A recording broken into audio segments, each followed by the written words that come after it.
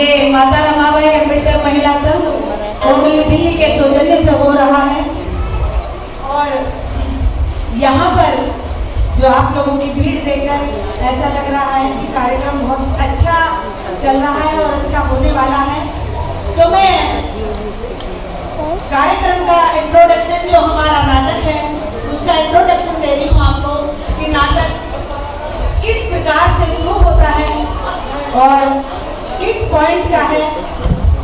नाटक है सिद्धार्थ का गृह त्याग। आज तक हमने सिर्फ ये देखा कि सिद्धार्थ ने एक बूढ़े व्यक्ति को, एक बीमार व्यक्ति को, कुछ ऐसी घटनाएं घटी जिससे सिद्धार्थ ने घर छोड़ा। लेकिन बाबा साहब ने जो बुद्ध और उनका धम्म लिखा, उसमें कुछ और घटना भी लिखी जो हमने नाटक के माध्यम से आपको बताने की कोशिश की है। तो आइए, आप सब तैयार हैं? मैं कैसी लग रही हूँ?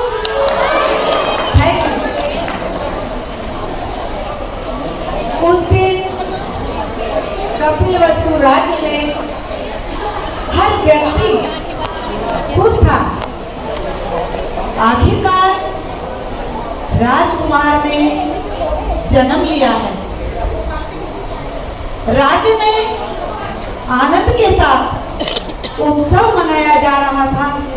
तभी अचानक असित मुनि राजमहल में प्रवेश करते हैं और बालक को देखकर ये भविष्यवाणी करते हैं, अगर यह बालक गृहस्थ रहा तो यह चक्रवर्ती सम्राट बनेगा, और अगर यह बालक गृह त्याग कर प्रवचित हुआ तो यह सम्यक संबुद्ध बनेगा और ऐसे साधर्म की खोज करेगा जो आदि में भी कल्याणकारी होगा, मध्य में भी कल्याणकारी होगा और अंत में भी कल्याणकारी होगा। सिद्धार्थ के जन्म के 7वें दिन ही माता महामाया का परिनिर्वाण हो गया तथा उनका पालन पोषण उनकी माता प्रजापति गौतमी ने किया, जिससे उनका नाम सिद्धार्थ गौतम पड़ा। सिद्धार्थ बचपन से ही सरल स्वभाव का था। उसे बिल्कुल पसंद नहीं था कि एक आदमी दूसरे आदमी का शोषण करे। वह सभी जीव जंतुओं के प्रति दयावान था। 70वें साल में सिद्धार्थ गौतम का विवाह यशोधरा से हो गया, जो अपने शील और सौंदर्य के प्रति प्रसिद्ध थी।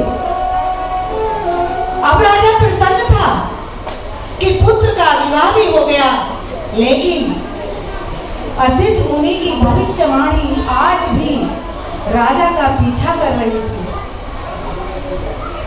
राजा ने सिद्धार्थ के लिए 3 महल बनवाए। उन महलों को हर तरह के भोग विलास, हर तरह की सुख सुविधाओं से सुसज्जित कराया गया और ऐसा प्रबंध कराया गया कि कोई भी दुख उन महलों के अंदर ना आ पाए। वैवाहिक जीवन के लंबे समय बाद यशोधरा ने पुत्र राहुल को जन्म दिया। अब राजा निश्चित था कि अब सिद्धार्थ पूर्ण रूप से गृहस्थ जीवन में पड़ गया। तभी अचानक सिद्धार्थ ने राजा से कहा कि मुझे राज्य की चारों दिशाओं का भ्रमण करना है।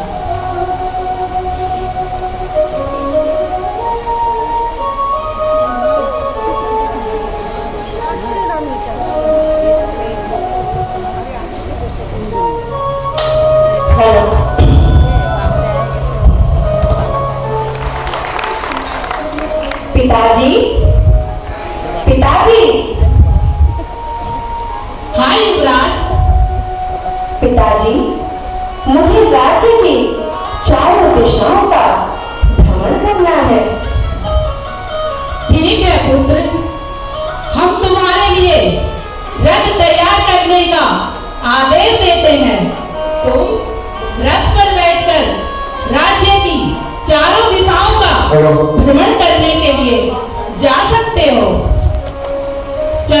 पुत्र सिद्धार्थ 4 घोड़ों के रथ में बैठकर छद्म के साथ राज्य भ्रमण करने के लिए निकलते हैं।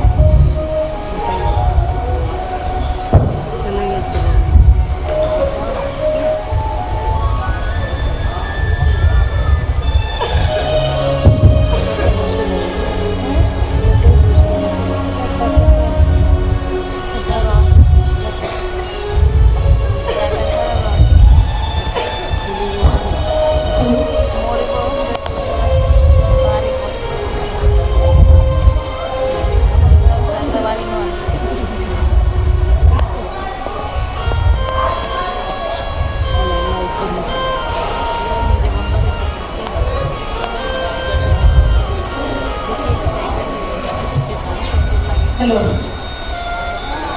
राजकुमार को देखने के लिए लोग बाहर निकल आते हैं। कुछ स्त्रियां केवल उसकी ओर एकटक देखे जा रही थी। ना उनके मुंह में शब्द थे, न चेहरे पर मुस्कुराहट। वे आवाज खड़ी थी।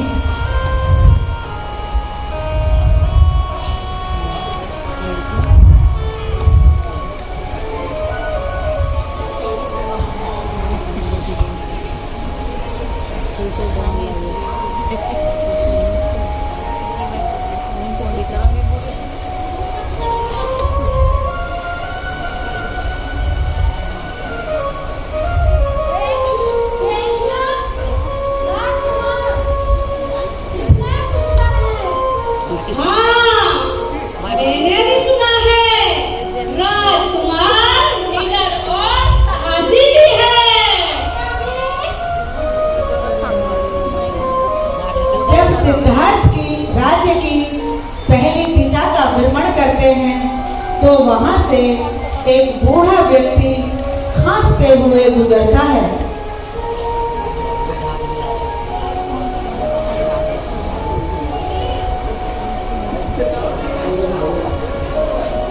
तो बहुत बूढ़ा है।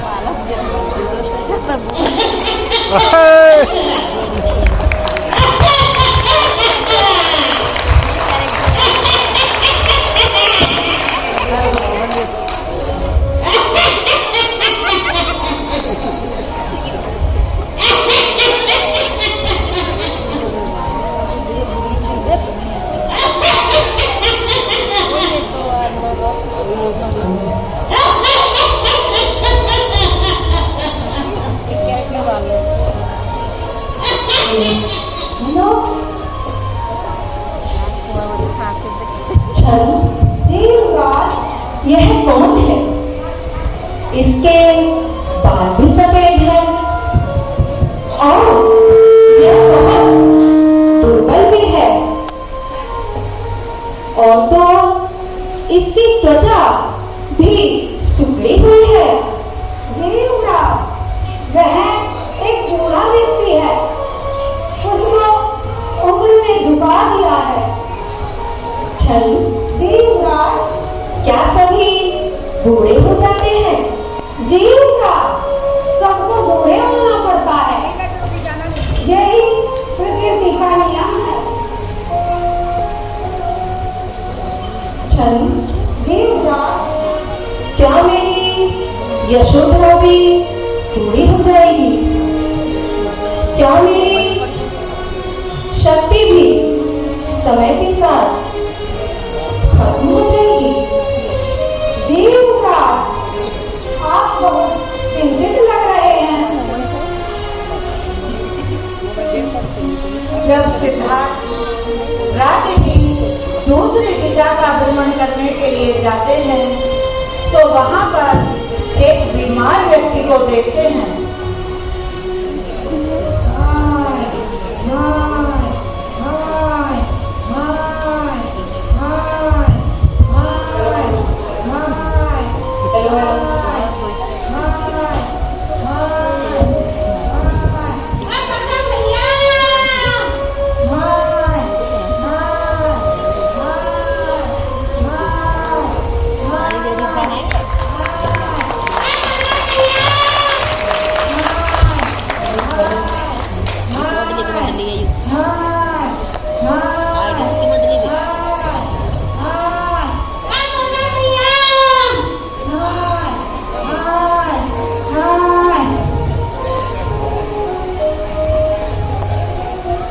छल जी युवराज, इसे क्या हुआ है? वह एक रोगी है युवराज, और रोग किसी को भी हो सकता है।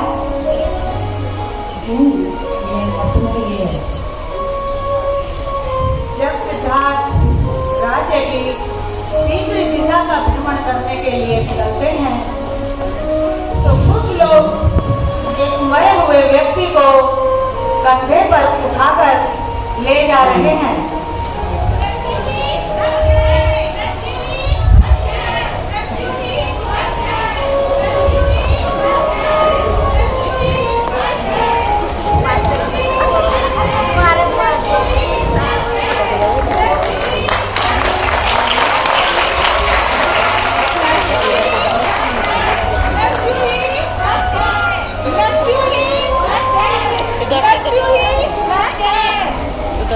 ये बहुत देर में जो गीत लगा के हो देर में मृत्यु ही सत्य है।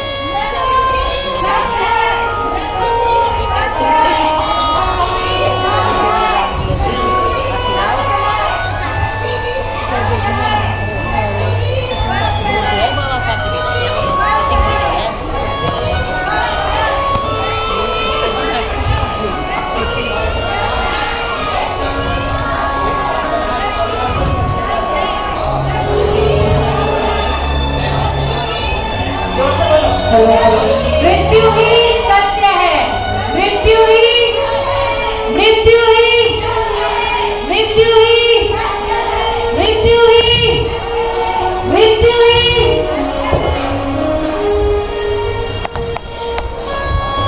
छल यह इस आदमी को ऐसे कहाँ ले जा रहे हैं? क्योंकि वह मर चुका है युवराज। क्या वह अकेले मरा है या अन्य लोग भी मरते हैं?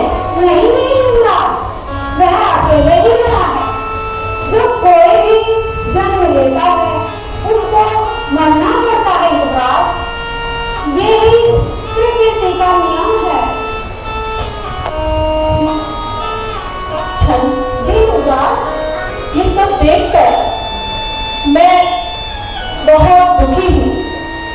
चलो महल वापस चलते हैं। चलिए युवराज।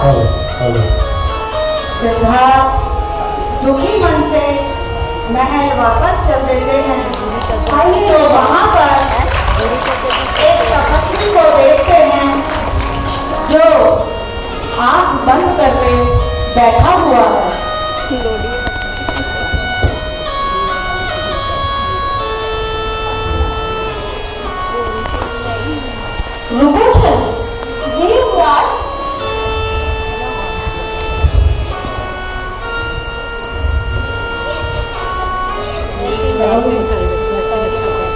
यह कौन है? यह बहुत शांत है। अभी तक मैंने जिन्हें भी देखा है ये उन सबसे अलग भी है। जीवरा वह एक संत है। उसने सुख और दुख दोनों को त्याग दिया है और सत्य की खोज में संन्यास लिया है युवराज। युवराज चलो महल वापस चलते हैं। चलिए युवराज। सिद्धार्थ दुखी मन से राजमहल पहुंचते हैं तो महल में उनकी भेंट उनकी माता प्रजापति गौतमी से होती है।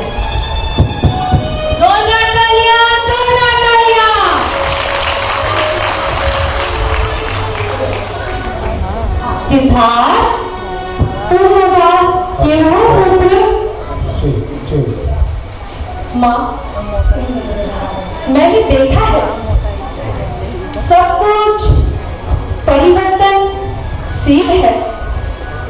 मनुष्य जन्म लेता है, बीमार होता है और मृत्यु को प्राप्त हो जाता है। ये सब देखकर मैं बहुत दुखी हूँ। मुझे दुख मुक्ति का मार्ग खोजना होगा। नहीं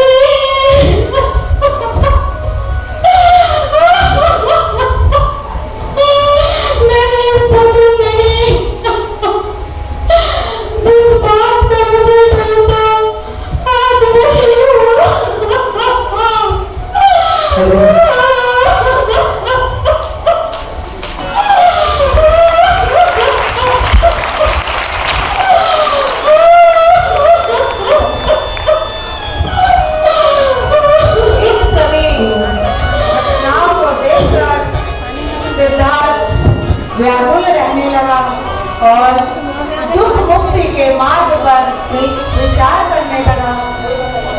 अभी सिद्धार्थ के मन में ये सब चल ही रहा था कि तभी रोहिणी नदी के जल को लेकर एक विवाद उत्पन्न हो गया।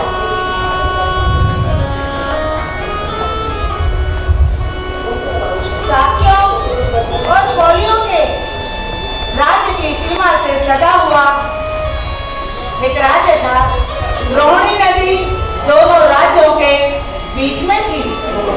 साक्य और कौलिय दोनों ही रोहिणी नदी के पानी से अपने अपने खेत सींचते थे। हर फसल पर उनका आपस में विवाद जरूर होता था। जिस वर्ष सिद्धार्थ की उम्र 28 वर्ष की थी, उस वर्ष रोहिणी नदी के पानी को लेकर साक्यों और कौलियों में एक बड़ा झगड़ा हो गया। साक्यों और कौलियों ने सोचा कि इस विवाद को क्यों न युद्ध के द्वारा हल कर लिया जाना चाहिए। अतः साक्यों के सेनापति ने कौलियों के विरुद्ध युद्ध की घोषणा पर विचार करने के लिए साक्य संघ की एक सभा का अधिवेशन बुलाया।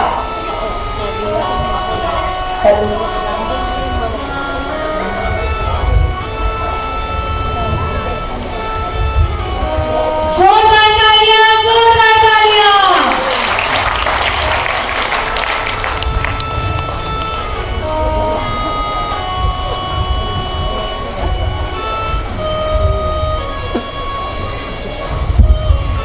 हेलो, क्या सभी लोग आ चुके हैं?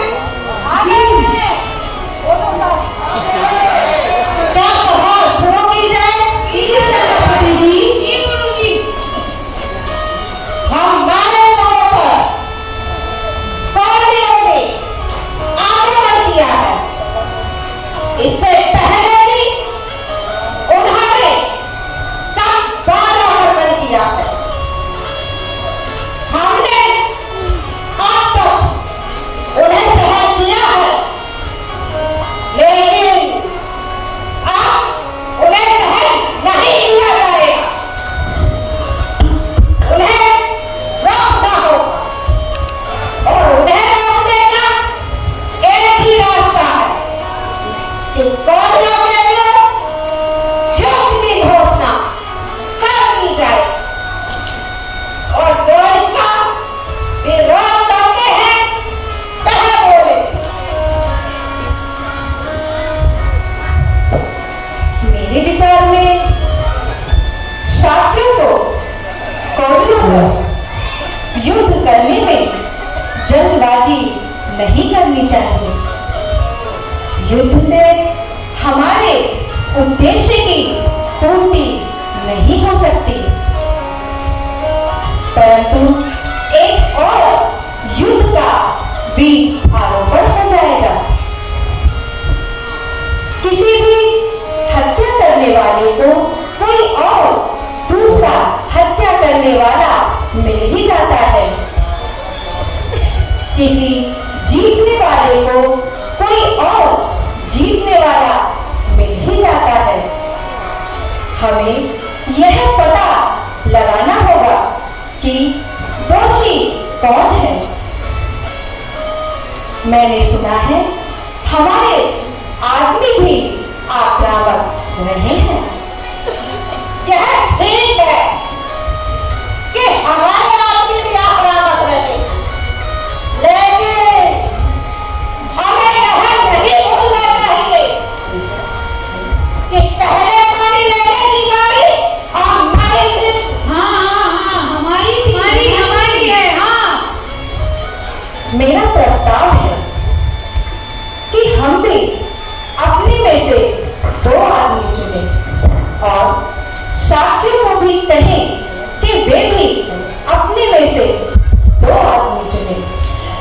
ये 4 आदमी मिलकर एक 5वें आदमी को चुने और ये 5 आदमी मिलकर इस झगड़े का समाधान करें।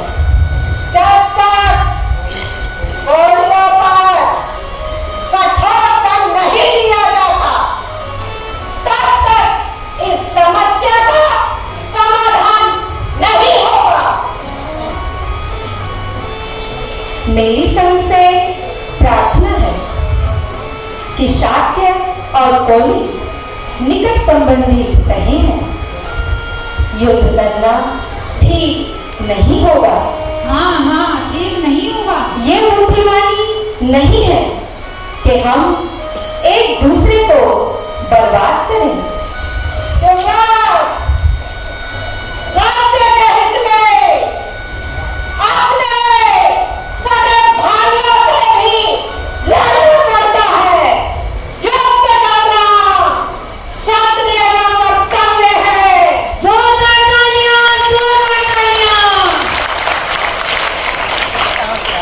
जहां तक मैं समझता हूं,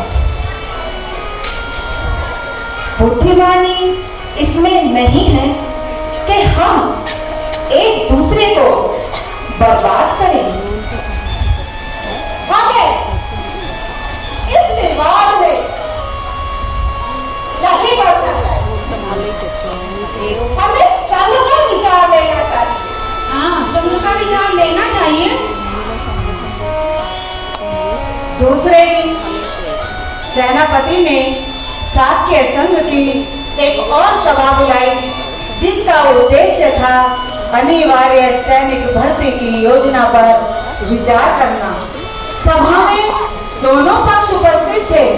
एक वे जिन्होंने युद्ध के पक्ष में मत दिया था, दूसरे वे जिन्होंने युद्ध के विरोध में मत दिया था। सभी बैठ जाते हैं, लेकिन अपनी बात कहने का साहस कोई न कर सका। यह देखकर सभी मौन बैठे हैं।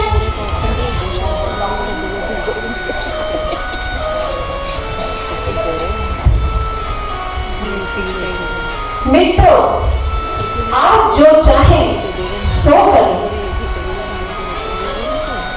बहुमत आपके साथ है, लेकिन मैं इस युद्ध में भाग नहीं लूंगा। उस सफल को याद करो जो शाक्य संघ का सदस्य बनते समय तुमने लड़ाई की थी। हाँ, मैंने अपने तन, मन और धन से शाक्य संघ की रक्षा करने की शपथ ली थी, लेकिन मैं ये नहीं मानता कि युद्ध शाक्यों के हित में है।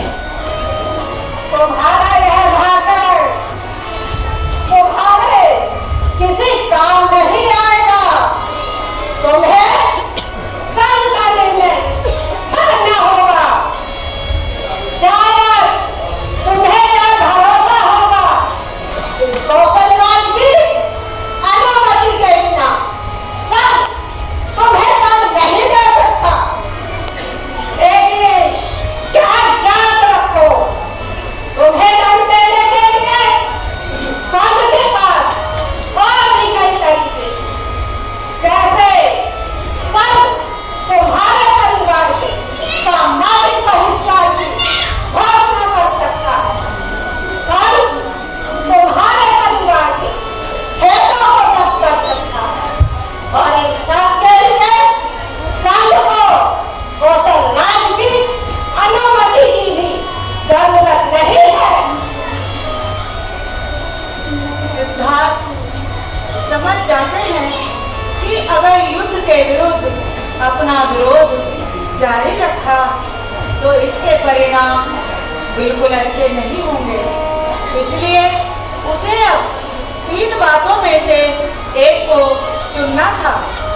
सेना में भर्ती होकर युद्ध में भाग लेना, फांसी पर लटकना या देश निकाला स्वीकार करना, अपने परिवार के लोगों का सामाजिक बहिष्कार और उनके खेतों की जप्ती के लिए राजी हो जाना। कृपा करके मेरे परिवार को दंडित ना करें, उनका सामाजिक बहिष्कार ना करें, उनके खेतों को जब्त करके उन्हें जीविकाहीन ना करें। वे निर्दोष हैं, दोषी तो मैं हूं। आप चाहें तो मुझे फांसी पर लटका दें, आप चाहें तो मुझे देश से निकाल दें। मैं खुशी खुशी स्वीकार कर लूंगा। मैं वचन देता हूं कि इसके बारे में मैं कौशल राज को भी नहीं कहूंगा।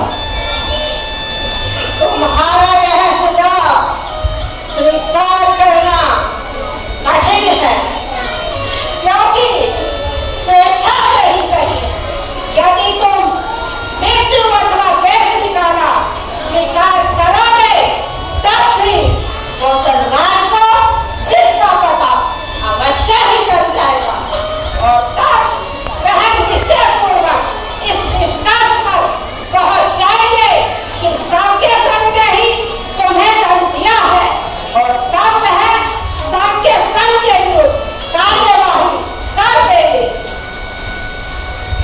इसका एक आसान उपाय है।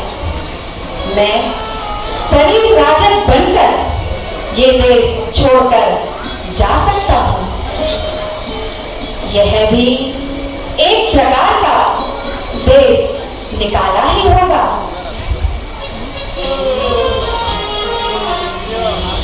यह मार्ग एक अच्छा रास्ता।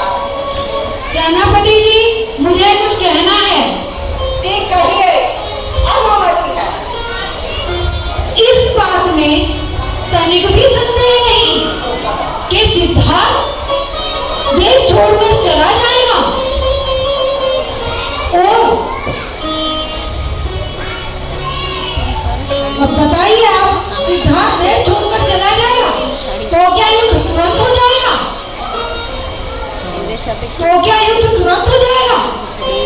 यदि हाँ, तो कौशल राज को यह समझने में तनिक भी देर न लगेगी कि सिद्धार्थ ने इसीलिए देश छोड़ा होगा। इसलिए मेरा प्रस्ताव है, सिद्धार्थ के घर छोड़ने व युद्ध में थोड़ा अंतराल देना चाहिए ताकि कौशल राज इन दोनों घटनाओं में संबंध स्थापित ना कर सके। क्यों साथियों? इस प्रकार शाक्य संघ का दुखद सत्र समाप्त हुआ और सिद्धार्थ का परिव्राजक बन देश छोड़ने का प्रस्ताव पास हो गया। शाक्य संघ की सभा में जो कुछ हुआ उसकी सूचना सिद्धार्थ के लौटने से पहले ही राजमहल में पहुंच चुकी है, जिससे उनके माता पिता बहुत दुखी हैं। राजा के कानों में असित मुनि की भविष्यवाणी गूंज रही है।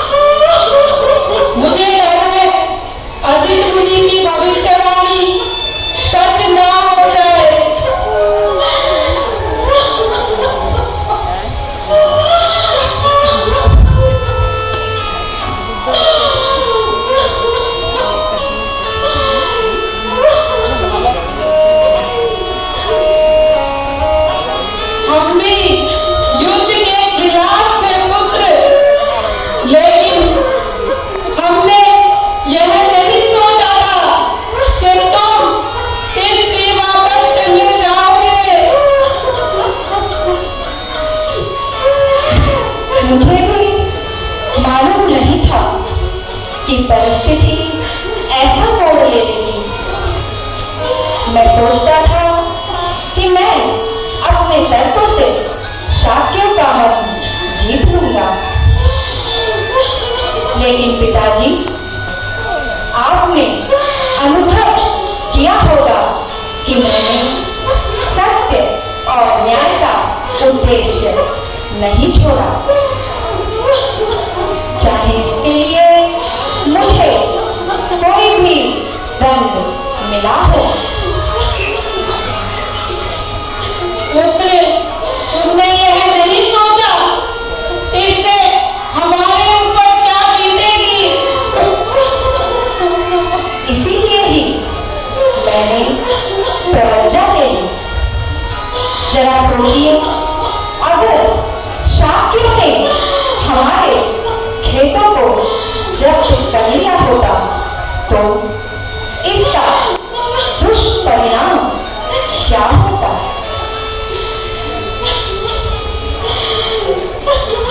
पुत्र, तुम्हारे बिना इन खेतों का क्या लाभ?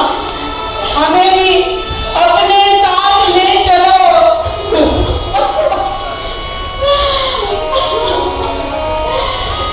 मैं भी इस बात से सहमत हूँ कि पुत्र, तुम हमें इस तरह कैसे छोड़ के जा सकते हो? पुत्र, अपना निर्णय बदल क्यों नहीं लेते? पुत्र, अपना निर्णय बदल क्यों नहीं लेते?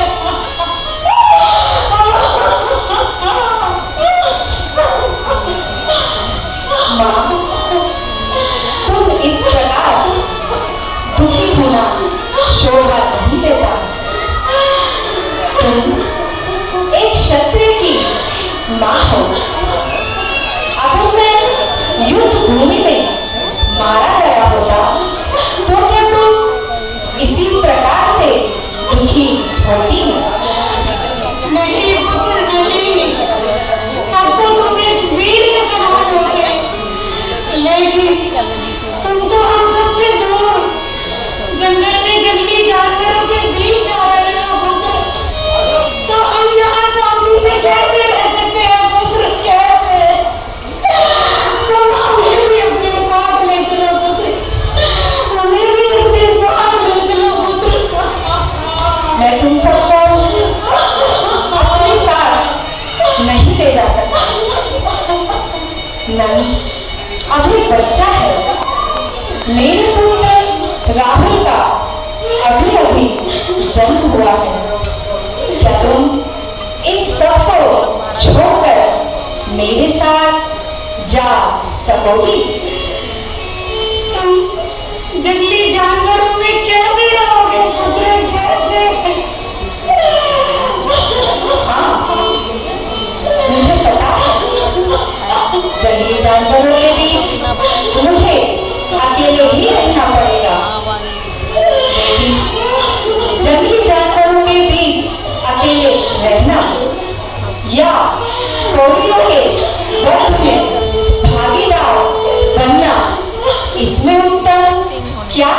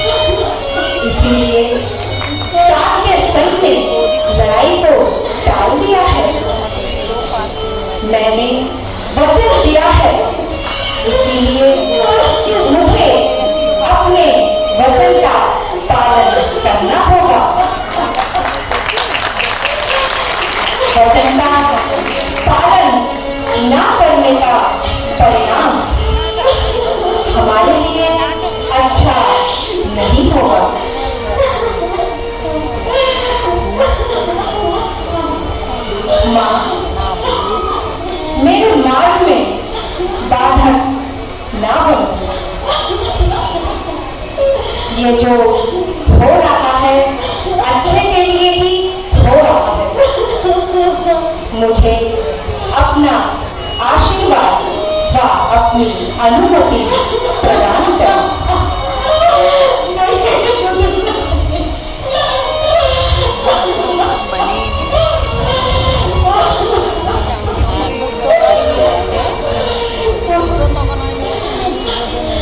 अपने निर्णय बदल क्यों नहीं लेते पुत्र?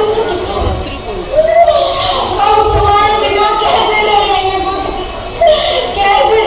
चलो मैं नहीं रहूंगी हमारी।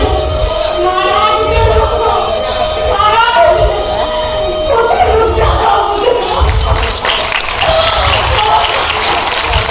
जोरदार तालियां इस इमोशनल एक्टिंग के लिए। माता पिता के साथ साथ उनके जीवन संग में रानी यशोधरा भी, जब यह रानी यशोधरा को भी जब यह सूचना मिली तो ये खबर उनके लिए सदमे से कम नहीं थी। मानो जैसे कोई पहाड़ टूट पड़ा हो।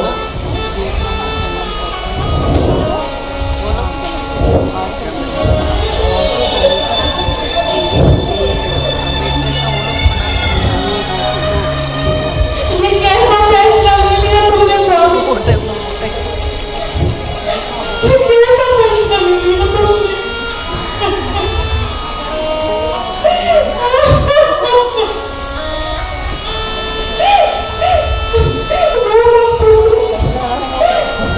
तुम्हारे पिता कहते हैं कि मनुष्य दुख का उपाय ढूंढता है अब पीछे हो गए कर लो, गर्मी लग रही है। दुख का कारण ढूंढता है। बहुत देर से गर्मी लग रही है, पता है कैसे हवा वो कहते हैं कि उन्हें अपने प्रश्नों का उत्तर चाहिए, परंतु मेरे प्रश्नों का क्या? उनके पुत्र के प्रश्नों का क्या? मत करिए ऐसा स्वामी।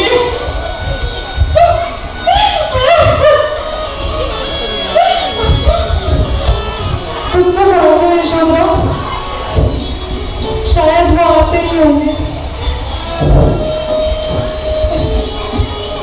सिद्धार्थ यशोधरा के कक्ष में पहुंचे तो उसे देखकर मौन हो गए। वे समझ नहीं पा रहे थे कि यशोधरा से कैसे बात करें, कैसे कहें कि मैंने प्रवज्ञा नहीं ली है। तभी यशोधरा ने चुप्पी तोड़ते हुए कहा,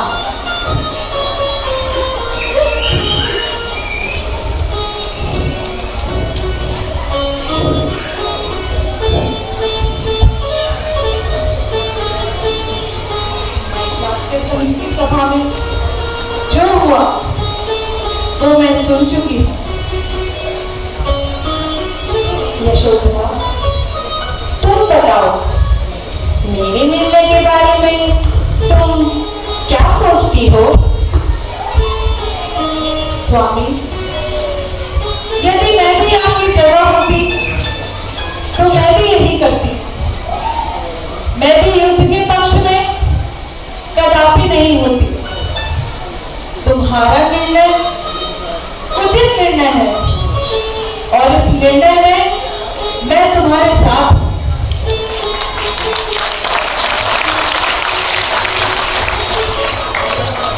मैं भी प्रवृत्त हो जाती, परंतु अभी मुझे राहुल का पालन पोषण करना है।